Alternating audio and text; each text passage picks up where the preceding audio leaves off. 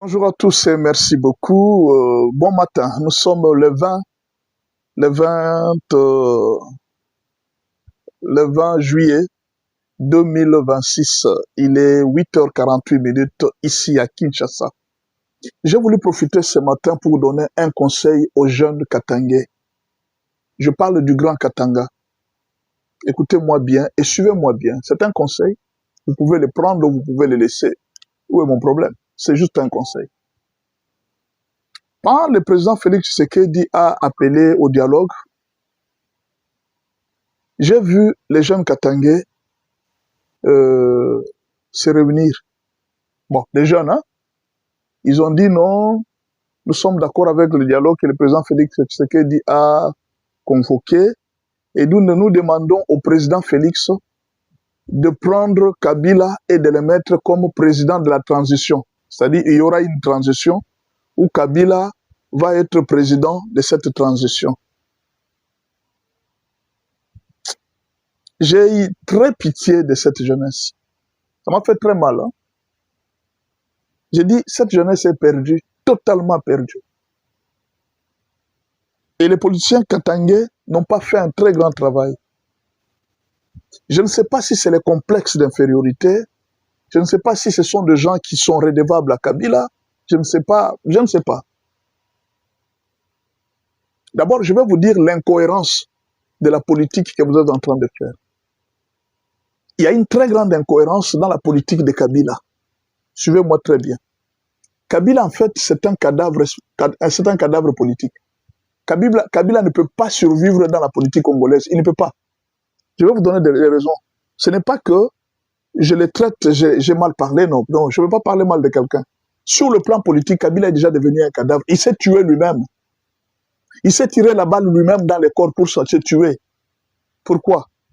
Il laisse une constitution qui ne donne pas accès à un autre président de revenir au pouvoir. Donc, à l'ancien président de revenir au pouvoir. Si tu as déjà fait 2 mandats, tu ne peux plus revenir au pouvoir. C'est cette constitution, n'est-ce pas? C'est Kabila qui l'a laissé. Il dit, si un président a déjà été président et qu'il a déjà fait 2 mandats, ce président ne peut plus revenir au pouvoir. Maintenant, imaginez, si on organise les élections aujourd'hui avec la CENI, dites-moi, est-ce que la CENI peut-elle accepter la candidature de Joseph Kabila? Non, essayez un peu de me dire. Est-ce que la CENI peut accepter la candidature d'après cette constitution? La CENI peut accepter la candidature de Kabila. Il a déjà été ancien président. Il n'y a aucune loi qui l'autorise à se représenter encore comme candidat. Donc pour que Kabila redevienne président dans ce pays, il faudra qu'on change la constitution. Et lui-même, Kabila est en train de combattre, ne touchez pas à cette constitution. D'accord, on ne va pas la toucher. Félix ne touchera pas cette constitution, parce que s'il la touche, il donne d'abord à Kabila de revenir au pouvoir, à Moïse Katumbi et aux autres de revenir au pouvoir. N'est-ce pas? Maintenant, Félix peut se décider de ne pas toucher la constitution. Et s'il ne la touche pas, Félix va mettre un dauphin. Et quand Félix va mettre un dauphin, que ce soit Jean-Pierre Bemba, Thérèse Kayikwamba ou bien qui, celui qui travaille avec Félix, si Félix les met comme dauphin, maintenant dites-moi, vous allez faire quoi? Vous avez un candidat qui peut battre Félix pour le moment. Si Félix présente un dauphin, vous avez un candidat qui peut le battre. Dites-moi les candidats qui peuvent battre Félix, parce que Kabila ne se représentera jamais, jamais aux élections avec cette constitution. On vous aide vous-même à changer la constitution pour que Kabila ait la possibilité de se représenter. Vous vous fâchez. Ne changez pas la constitution. Or, avec cette constitution, Kabila ne reviendra jamais président. Et vous êtes les premiers encore à réclamer que Kabila soit le président de la transition. Je me pose la question. Est-ce que vous réfléchissez? Est-ce que vous savez ce que vous êtes en train de dire? La constitution que vous défendez n'autorise pas Kabila de se représenter comme candidat. Mais vous les défendez. Kabila doit rentrer. Kabila doit rentrer. Cette constitution-là ne l'autorise pas. Même si la CENI organisait les élections aujourd'hui, Kabila ne sera jamais candidat. Jamais. Peut-être Moïse Katumbi aussi ne pourra jamais être candidat parce qu'il n'a pas de passeport congolais. Il y a déjà des preuves qu'il a plusieurs nationalités. Ça sera difficile qu'il puisse se représenter comme candidat. La RDC n'autorise à personne d'avoir double nationalité. Ça devient compliqué. Vous comprenez? Mais alors, au lieu de réfléchir autrement, c'est ça ce qui me fait mal. Pourquoi vous ne pouvez pas réfléchir autrement? Vous allez me dire, mais réfléchir autrement, c'est quoi? Vous avez plusieurs leaders. D'abord, pour le moment, il est difficile à un leader katangais, de ceux qui ont quitté le pouvoir, de revenir aux affaires. Alors, moi, je vous propose quelques leaders que vous pouvez soutenir en dehors de Kabila. Pour le moment, oubliez d'abord Kabila. Kabila, c'est un cadavre politique. Kabila, c'est un cadavre politique. Pourquoi? Parce que sur le plan de la Constitution, il ne peut plus se représenter. Puis sur le plan international, Kabila a déjà eu beaucoup trop de problèmes. Vous comprenez? Il a déjà eu des problèmes de condamnation en justice. Il a déjà eu des problèmes avec sur le plan international. Ça devient très compliqué pour lui. Il s'est déjà tué. Avec tous ces crimes qui se sont passés et son association avec l'AFCM 23, ça sera difficile que si Félix Tshisekedi organise les élections aujourd'hui, que Kabila se retrouve. La meilleure façon pour que Kabila se retrouve aux affaires dans ce pays, il y a soit par le coup d'État, soit que Nanga réussisse à arriver jusqu'à Kinshasa. C'est la seule façon que Kabila peut revenir au pouvoir. Il n'y a pas une autre façon. La Constitution ne l'autorise pas. Si c'est par la voie légale, Kabila ne sera jamais président. Et si même on va aux négociations, si Félix dit que non, les négociations ne vont pas toucher à la Constitution, vous allez voir que l'erreur qu'eux-mêmes ils ont aidé Félix. Et ils étaient en train de penser que non, si aujourd'hui on arrête à Félix de changer la Constitution pour que Félix ne se représente pas, d'accord. Supposons que Félix ne se représente pas aux élections. Dites-moi, quel est le candidat qui va battre? Je vous donne même Thérèse Kayikwamba. Aujourd'hui, si Félix dit que non, Thérèse Kayikwamba va me représenter. Dites-moi, quel est le candidat qui va battre Thérèse Kayikwamba? Si aujourd'hui Félix Tshisekedi décide et dit non, c'est Jean-Pierre Bemba qui va me représenter.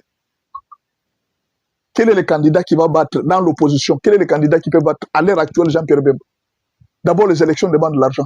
Les élections demandent l'organisation. Quel est l'opposant que vous voyez pour le moment qui se prépare aux élections? Quel est l'opposant? Fayoulou se prépare aux élections. Kabila se prépare aux élections. Les PPRD, vous voyez là où ils sont en train de s'organiser pour les élections. Il n'y a pas de candidat. Mais alors, moi je vous donne une sagesse, une intelligence. Je vous propose juste un conseil. Vous pouvez le prendre ou ne pas le prendre. Vous avez trois possibilités en tant que Katangais pour avoir un leader qui peut se représenter. Premièrement, vous pouvez vous associer à un leader qui est déjà dans l'Union sacrée. Par exemple, le président du Sénat. N'est-ce pas? Vous pouvez vous associer au président du Sénat, c'est un Katangais. Vous pouvez le prendre comme leader Katangais. Si vous dites que non, nous on ne peut pas travailler avec tous ces gens qui travaillent avec Chilombo, tant mieux. Mais pourquoi vous ne pouvez pas prendre Dani Banza? Non, Dani Banza est déjà corrompu, d'accord. Mais vous avez le fils de Baba Kyung, vous pouvez le prendre. Vous avez Mouyej Manguez Mans. Pourquoi vous ne le prenez pas? Pourquoi vous ne pouvez pas élever Mouyej Manguez Mans comme candidat, un leader Katangais? Pourquoi vous ne pouvez pas le faire? Et si vous ne pouvez pas prendre un leader, je demande même au Baloubakat. Mais vous avez Jean-Claude Massam.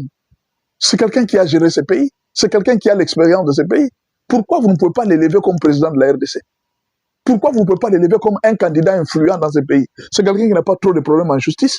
C'est quelqu'un qui n'a pas connu. Il est présidentiable.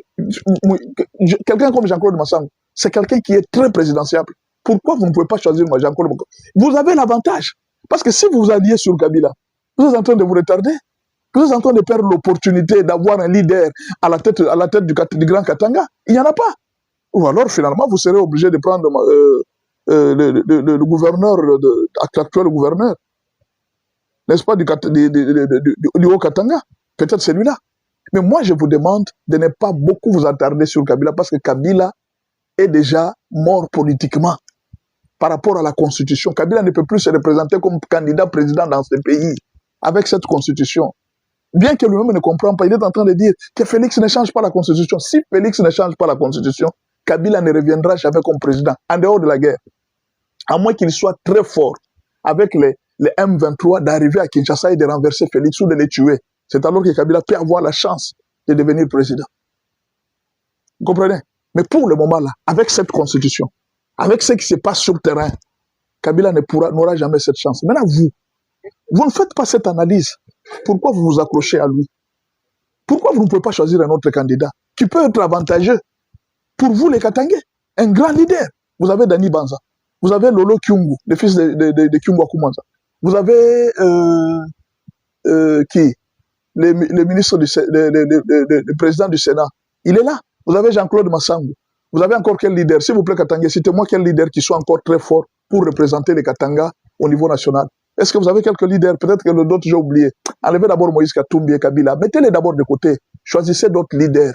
Appuyez-le. Et moi, même le fils de Baba Kyungu, appuyez-le. Un jour, il peut devenir président. La présidence ne se prépare pas un jour.